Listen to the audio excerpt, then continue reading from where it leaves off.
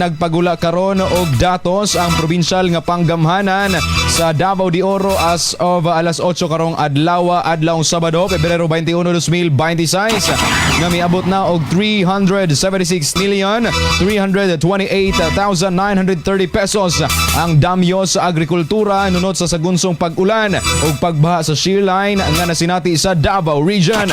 Gawas niini miabot sab og 957,800 ang damyos sa binuhing hayop.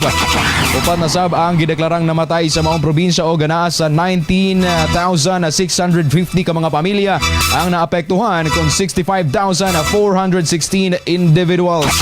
1,906 sab mga kasama ang nagpabilin sulod sa evacuation center samtang 1,105 sa gawas.